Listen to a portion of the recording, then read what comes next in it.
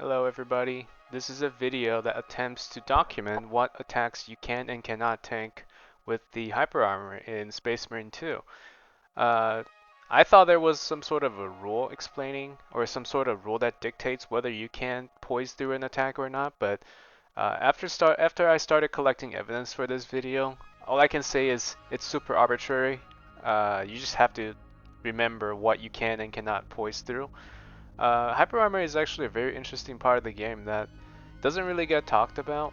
One is because it's so confusing, and two is because a lot of the people in this game tend to use fencing as opposed to block weapons, and block weapons tend to be the better option for Hyper Armor for trading attacks with.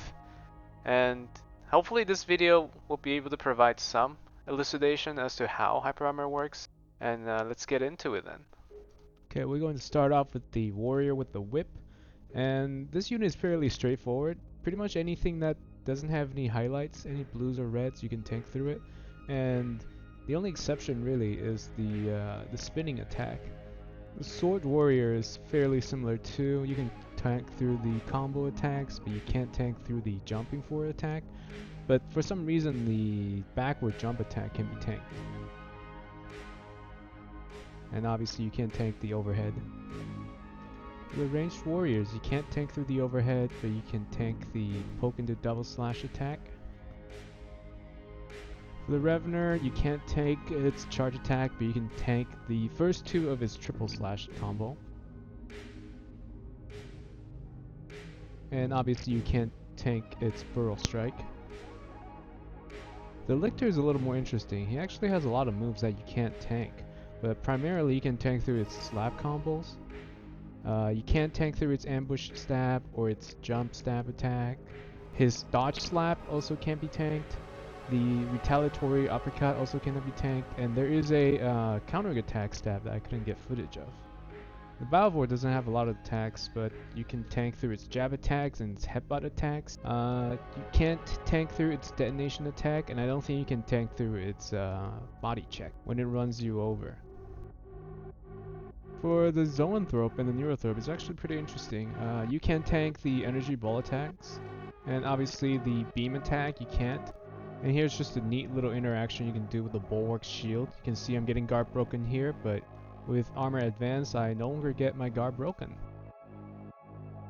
The Hive Time is actually pretty interesting. I didn't think you can tank through any of its attacks, but it turns out there are quite a few that you can tank through, so you could strategically plan to trade when using a block weapon.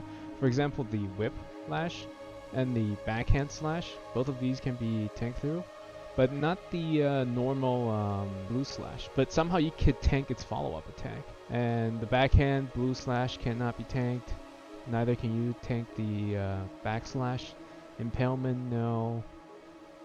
Spin Slash, which is the move he gets when he's in second phase, you can't tank through either of them. Shockwave you can't tank through, and also the Sword Drag you can't tank, and also just charging in general cannot be tanked.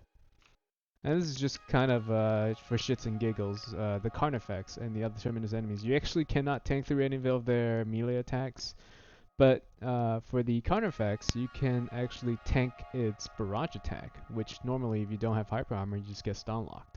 You cannot tank its ground eruption. So in general, don't try to tank through the Carnifex. You're not gonna win.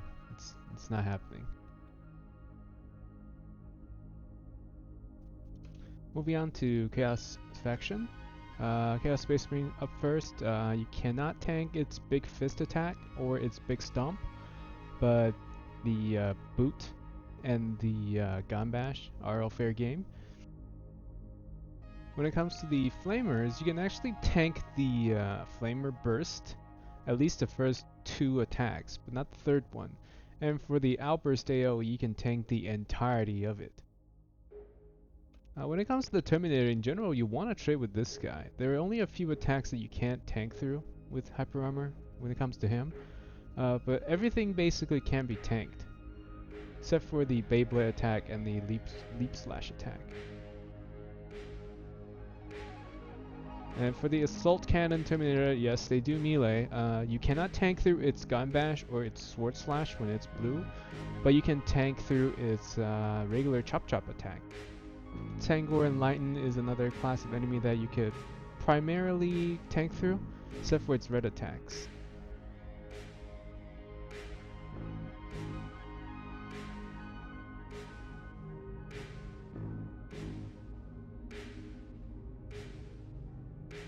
And you can see with the Hellbrew here, I didn't really try to analyze its attack patterns because you can't really tank through any of it anyway. And finally we have the Sorcerer here. The Sorcerer isn't somebody you want to tank all the time anyway, but you can tank its staff attack and its Doombolt attack, and not the counter beam attack.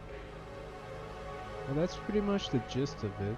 I may have missed a thing or two somewhere in there, but at this point I think almost all the relevant enemies have been documented, and hopefully this can convince people to try out block weapons a little more, because as I've said earlier, the whole trading gameplay doesn't really suit fencing or balanced weapon, because these weapons don't really have priority over enemies when they're already attacking, which the block weapon uniquely, when adrenaline rush is triggered, can pretty much stagger enemies out of any of their animation, except for a few terminus enemies. But in general, the Hive Tyrant and the Hellbrute fall under this rule, and Majora's enemies, of course, are also in similar vein.